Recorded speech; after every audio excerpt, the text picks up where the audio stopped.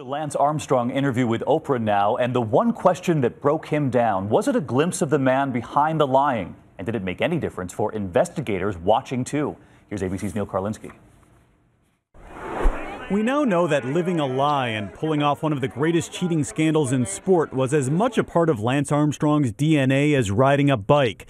But the man who still carries anger over being abandoned by his father at the age of 2 came to a crossroads when he had to admit to his own son that he'd been lying to him his entire life. I saw my son defending me and saying, that's not true. That's when I knew I had to tell him. I said,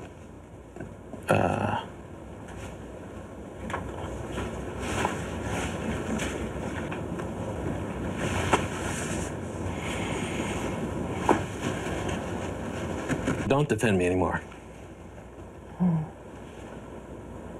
Tyler Hamilton, a former teammate and friend, bitterly attacked and even threatened for telling the truth, says he's now seeing a side of Armstrong unlike anything he's ever known.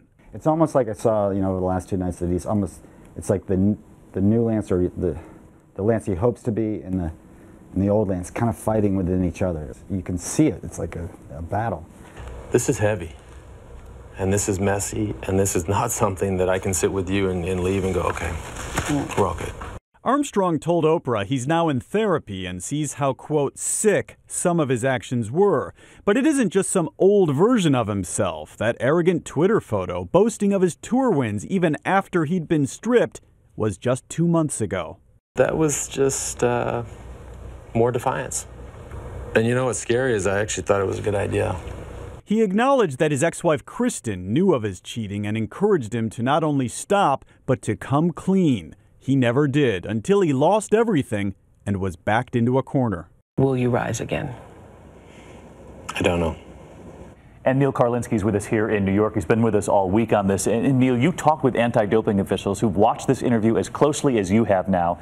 Has it made any difference for them? In a word, no. They say he has to come forward under oath with names, dates, who helped him get the drugs, who helped him maintain the cover-up, pass the drug tests. They say there have been talks about him coming in before the Oprah interview. Those have since stalled.